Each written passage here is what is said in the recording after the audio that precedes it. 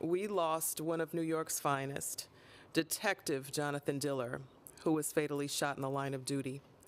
Detective Diller faithfully served our city and the borough of Queens for 3 years, putting his life on the line every day to help make New York a safer place for us all. He was a beloved father, husband, son, and brother who positively impacted everyone around him. He made our city and my borough of Queens better. My prayers are with his family and his colleagues. Last month, we also lost 19-year-old Wynn Rosario in Councilmember Lynn Schulman's district in Queens. Wynn called 911 while experiencing a mental health crisis, which ended tragically when he was shot and killed by responding officers. Wynn deserved mental health support, and his death underscores the importance of community-based mental health interventions and evidence-based crisis responses.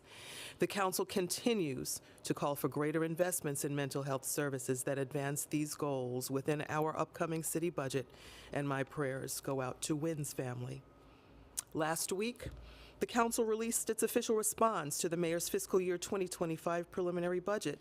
The Council has made it clear that our city has the available resources to protect the essential services that New Yorkers rely on for the health and safety of their communities.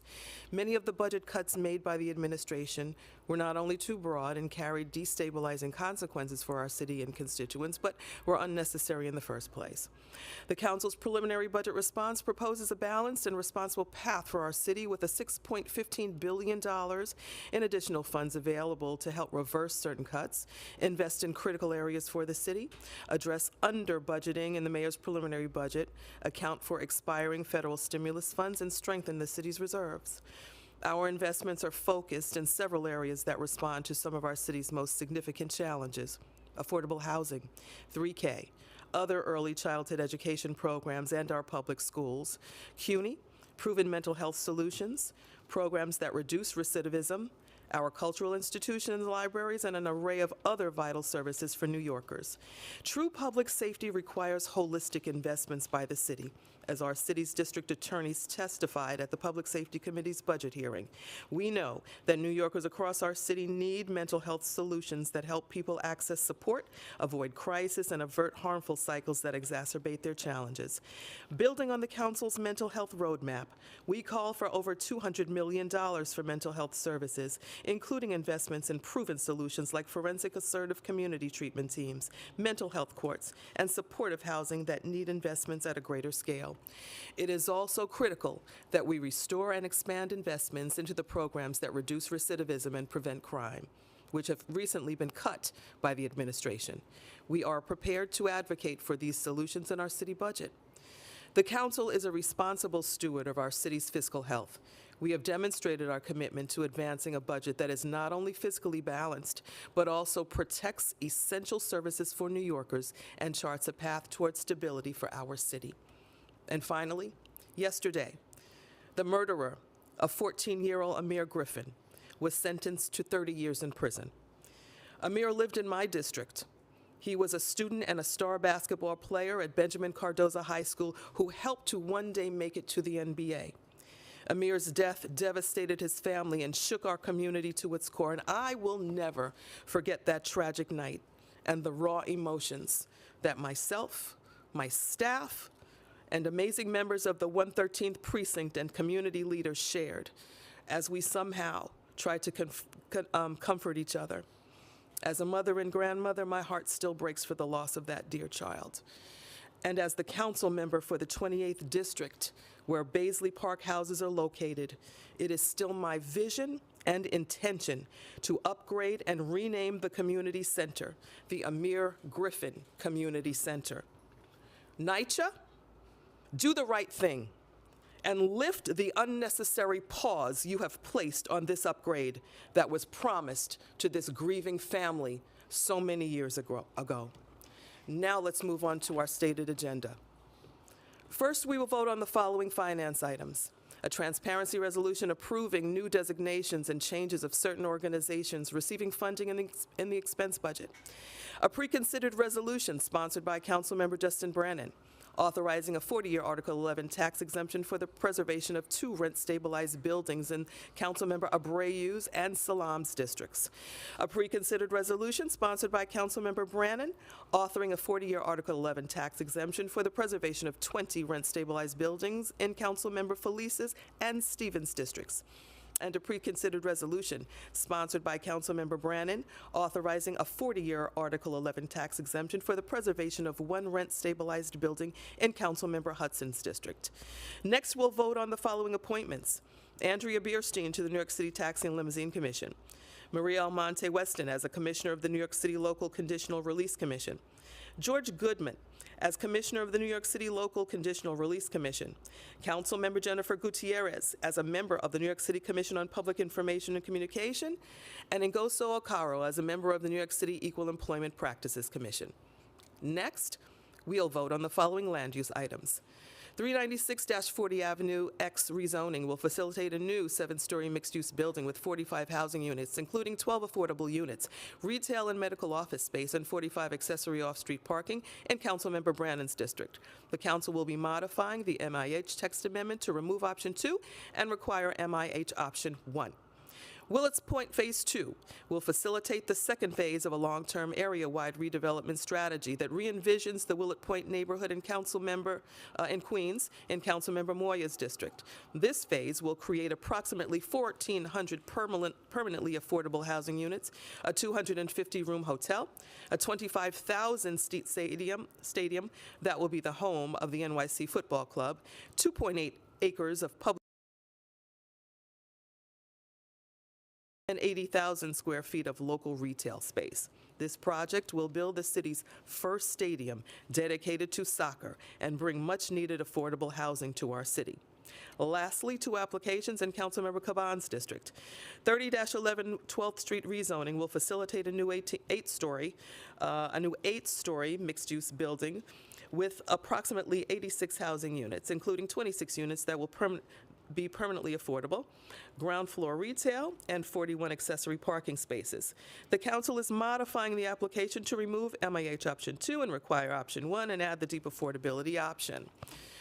23-01 Steinway Street rezoning will facilitate a new 6-story mixed-use building plus cellar with approximately 22 housing units, including 6 affordable units, ground floor retail space, and parking spaces. The council is modifying the application to remove MIH option 2, require option 1, and add the deep affordability option. Today, we will also vote on the following pieces of legislation.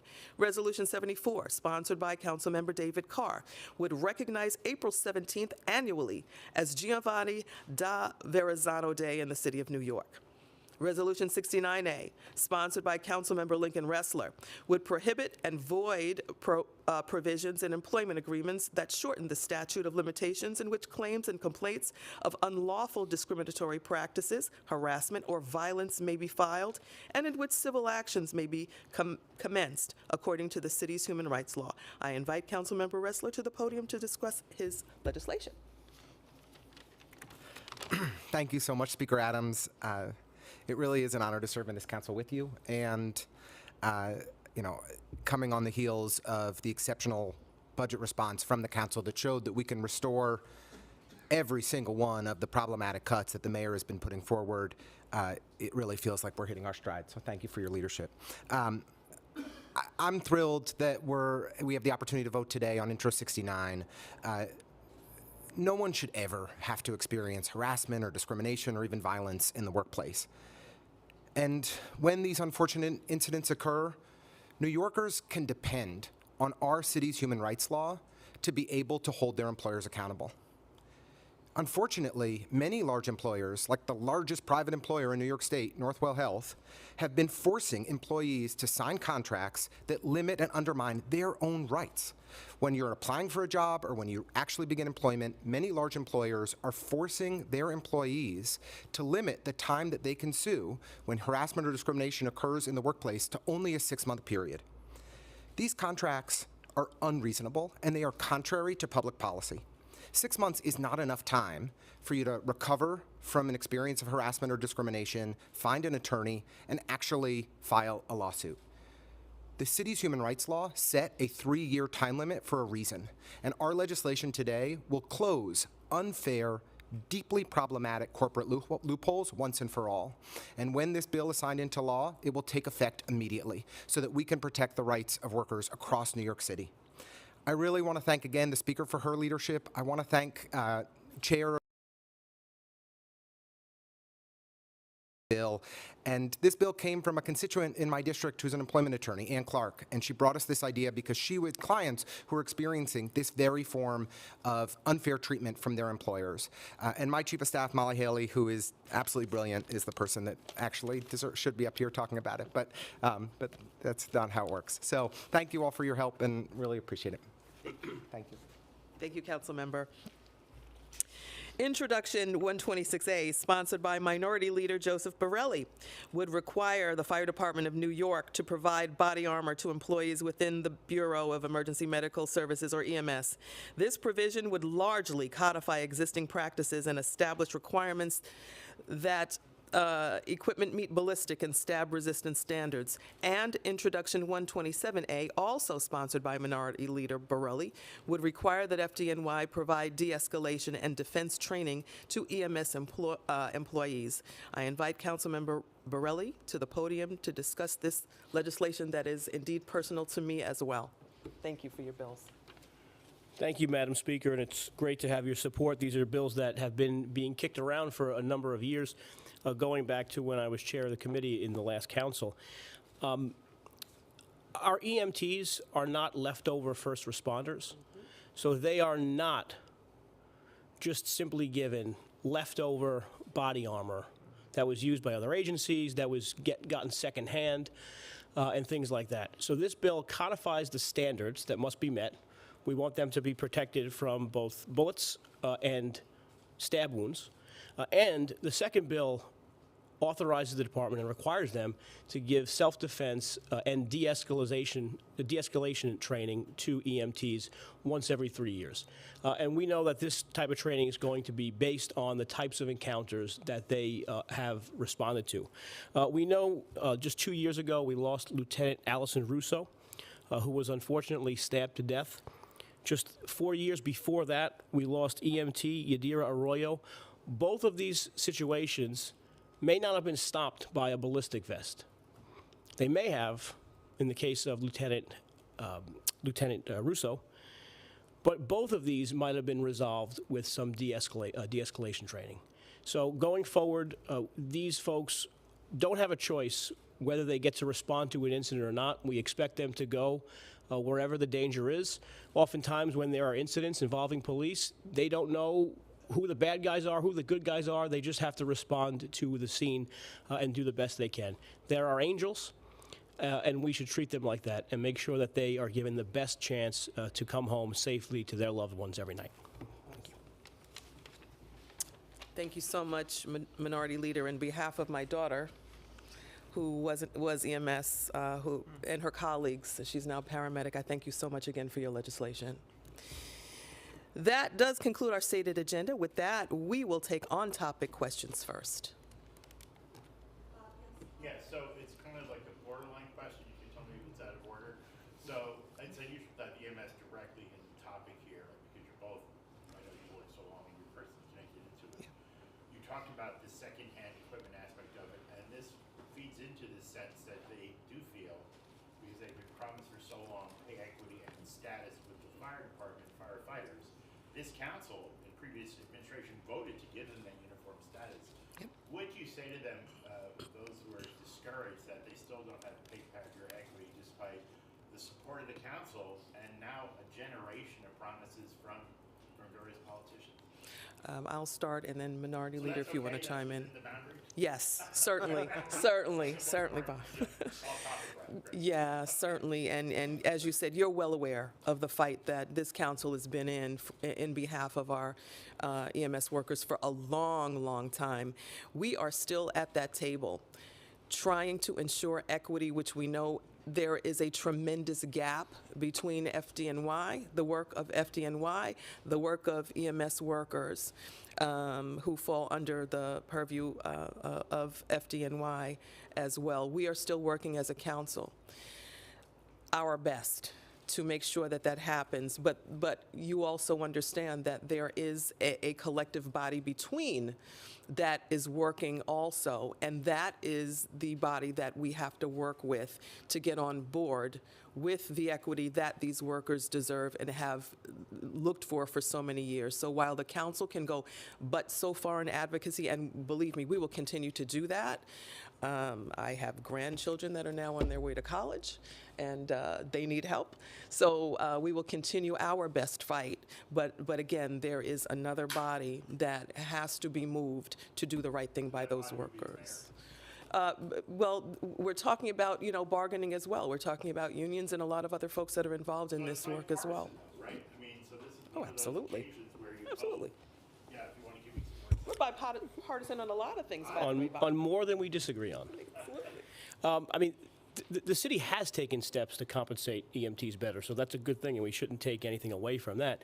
But, I mean, over the past few years, we've looked at different models in the committee where you have some cities, some municipalities where they treat EMTs as a promotional step in becoming a firefighter or a paramedic, and that everyone has to do that before getting promoted to something else. Or we've seen other cities where, like Boston, for example, where EMTs are just essentially at parity. There's a small gap either direction depending on seniority and collectively bargained provisions. We actually take the worst of both of those things and don't really provide a good system by which someone is required to be an EMT to get promoted or just has some sort of parity. So I don't think we could operate outside of the collective bargaining process, but I think we all certainly agree that EMTs should and ought to be paid more, if not equal, certainly more in line. Absolutely. Thank you. Councilman Bressler, your bill being introduced on banning lobbying from fundraisers, consultants who worked on campaigns from if their clients get Kinda elected, off can't topic. lobby them. Just wanted to ask you, this was in the Daily News and a colleague, actually he's not here, said this could be focused on or affect Vito Pita, work for the Mayor Adams, and Brianna Suggs. Was the genesis of this bill stick it to Mayor Adams kind of thing? Was there some kind of unseemly cross-political enrichments that led you to introduce this? As the chair of the Government Ops Committee, I've been reviewing previous hearings on and oversight hearings on lobbying. The last ones we had, I think, were in 2012, and the one prior to that was 2006. And in both of those hearing transcripts, you can see that Council Members Felder, Speaker Quinn, and Councilmember Brewer, who then chaired the committee, were focused on people working as political consultants and fundraising consultants on campaigns and then lobbying those very same people that next year. This is a long-standing issue, and it's an area where people are trading in their influence inappropriately, and it needs to be brought. We need some real oversight, and that's what we're going to discuss at the hearing next Friday. I think it's an important topic. It continues to be something that we read about a lot in the newspaper with regard to consultants for the mayor and for others, and I hope that there'll be an opportunity for us to bring some real accountability to this issue. Do you mind if I ask you who worked on your campaign getting elected to the council? Who was any big names we'd all recognize? And By all means. I was assisted by Red Horse Strategies. They only did work on our field operation in 2021 and in 2023, not on other parts of our campaign. We have not been contacted by Red Horse Strategies since being elected to the council for any lobbying activity. actually, if you don't mind, I'd like to. Dan, come on, Dan, come on. The answer is nobody. I crushed my opponent. He's before he easy. wrote. Maybe this is a less ideological bill. Maybe the Republicans or maybe some good governance. Yeah, I would certainly consider it. Speaker, on the Willits Point Yes. issue, I know there's not necessarily a timeline yet for when the housing and school and public space component is going to be concluded, but have you gotten any sense of what type of timeline we're looking at? And if you haven't, do you have a timeline that you think is reasonable for actually getting this project completed? And thank you for the Chris. I'm looking for your dog, too. They said you had a dog, Chris. I don't see the dog. Just saying, I love pets. I don't see the dog. I'm offended, but it's fine. Looking. Ooh, well done. was so good, so good. Yes, that was a good sing. The answer to your question is really, really simple. I have do not know the timeline. At this point, we are still working with the council member, with the developers on all of this, so I don't have a timeline for you. I also had a question about the bill being introduced by Councilmember Wesley. and Lincoln, it's popular Lawrence. today. I was curious if you could go into a little more detail about like the practical implications of this. In your estimation, would it apply to someone like Frank Carone, whose law firm did work for the mayor?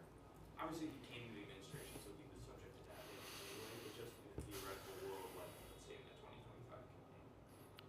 He ran a law firm, and then he now runs a lobbying firm. Would it apply to him personally? Would it apply to Oak Tree Solutions? Would it apply to just lobbying the mayor or the whole administration? I had a quick follow-up after that. One of the bills that we're going to be hearing next Friday places prohibitions on individuals like Frank Carone, who had served as chief of staff to the mayor, and limits their ability to lobby the administration and not or even appear in front of the city government for a period of 2 years on behalf of any client. So even if he's not registered, even if a person exiting the chief of staff to the mayor role would not be registered as a lobbyist, they could not appear before any city agency on behalf of a client for a 2-year period in one of the other bills that we've introduced. The bill that Councilmember Brewer is the lead sponsor on, and I'm happy to be her first co-prime, to limit, would place a restriction on political consultants and fundraising consultants' ability to lobby specifically subsequent to work on paid work on a campaign for political or fundraising activities. And then quickly, could you just talk about why this is like, you find that arrangement problematic that can exist now? And then for the speaker, I was wondering, I know the bill has to go through a whole negotiation process and all that, but do you support the principle of the legislation? I'll let the council member. Bill is just being introduced today, so my colleagues are going to have an opportunity to read it for themselves in the hours ahead. The legislation. Sorry, your question for me was, why is this important? So look, the dynamic of a political consultant or a fundraising consultant and a politician is an intimate one, and we rely heavily on their advice and their guidance to help us serve in these roles. And I think we should not allow for those same individuals to lobby us on behalf of corporate interests. That's my strong opinion. We're going to hear what people have to say about the bill next week, Friday, get feedback from the public, from colleagues and others, and we can see from there. We've gone off topic, by the way, with this line of questioning, but we're gonna go back to on topic, and then we'll shift. Could you just address, do you feel like you support this legislation? Well, my colleague pretty much answered it. We are going to be hearing from the public, from our colleagues on this, and we'll come up with determinations after that. Anything else for on topics? I mean, you said corporations, what about like nonprofits, should they hire? We're back to on topic, Dan. I can stick around after. Last call for on topic. This was a digression, but anything else for on topic? State of the agenda. Okay, off topic. Morgan. Hi, Steve. Hi. Hi. Just wondering if I could get your reaction to the mayor's administration requiring city council members to fill out that 2-page form to speak to city agencies. If you could just explain what you think about that new policy, and also how do council members reach out to city agencies? What are some of the examples? Like, I'm sure you guys reach out on like potholes, for example, in your district or different things like that. If you could just kind of help explain. Sure. Thank you, Morgan. It's good to see you. First of all, I don't officially know of any such policy as we sit here today. So I can answer to what it would look like if we were to have notification of a policy, which we have not. Shout out to just in the room. That's how I found out on Jeff Colton's social media. So we'll pass it along, Joe. Thank you very much. If there were to be such a policy introduced to this council, you know, I have an issue with the executive branch of government issuing policy, so to speak, to any legislative branch of government. I think it's inappropriate. So we'll just start there. This type of work would definitely gum up the works in the way that 51 members have operated over the years now, going into their his third year, Joe's millionth year, and my 7th year. So we have never heard, you know, of such a thing like this. You know, I have encouraged, you know, my members to conduct business as usual, because it is the most effective way that we deal with our agencies, our commissioners. It is certainly not the way to get stuff done for the people of the city of New York, and we intend to continue to do our work to the best of our abilities. The way that our day-to-day is handled, and you know, particularly in our district offices, is through the relationships that we have built over the years with our agencies, with folks that work with our commissioners. Those, and my colleague used the term intimate, those are very, very intimate relationships. Some of the agencies, commissioners, and the folks that work with the commissioners actually do know our constituents by name, because that is the frequency that work is done, you know, in behalf of those constituents, be it DSNY, be it DFTA. I mean, the list goes on, DOT, for crying out loud. The list goes on and on. Yes, it takes a village, Bob. Thank you so much. But the work it's so much work, and you know, and you know, God bless our you know, the folks that do handle our constituent services. It is the most important work that is done in any district office, you know, for a council member. So just to imagine if 10 interactions with DSNY, which can happen with any body that works in constituent services per office, were to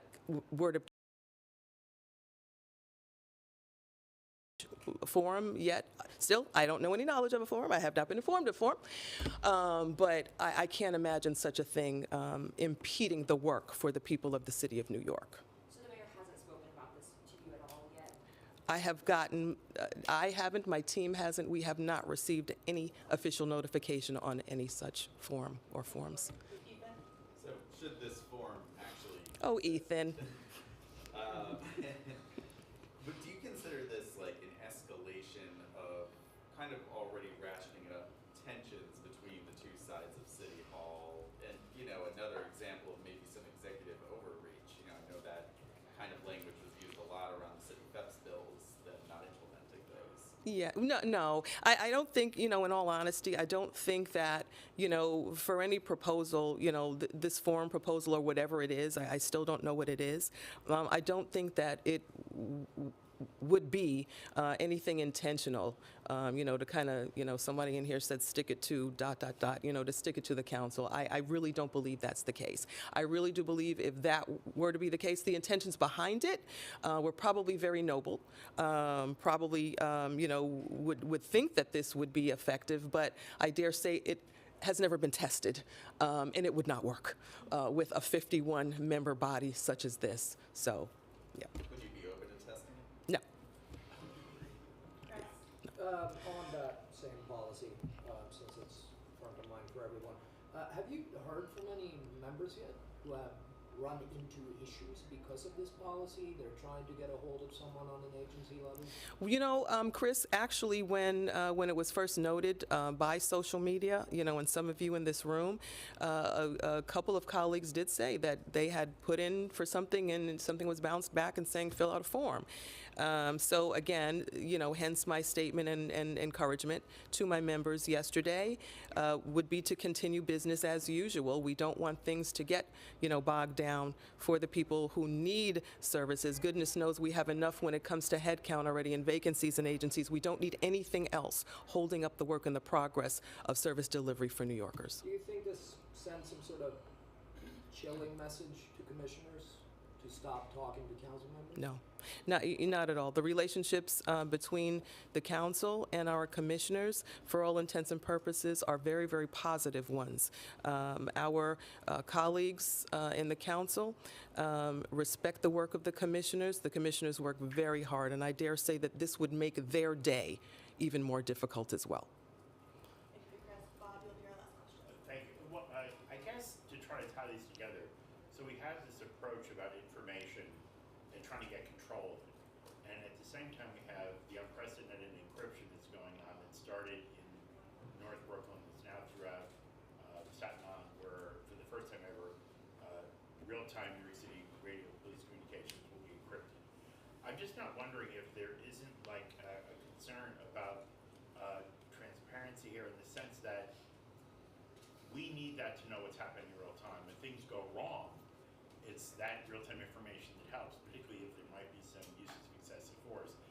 Aren't you concerned that maybe the administration is feeling at the other side of the City Hall that the problem is the narrative, and so that if they get control of the narrative, they're going to fix the problems? It just feels like they're treating the press in this issue of encryption like we're the enemy by closing this out. And similarly, it seems that they're creating an unnecessary adversarial thing with you by asking for a floor. I don't know, Bob, if I can really compare the two, given, the legs that both of the issues stand on their own.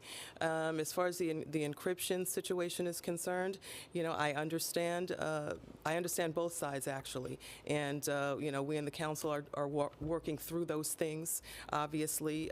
But the other piece also, I don't really see this as any kind of retaliatory measure towards the council. I think that this was probably very well intentioned. It's just that it would not be a successful venture for us. Thank you all very much. Thank you, colleagues. Thank you.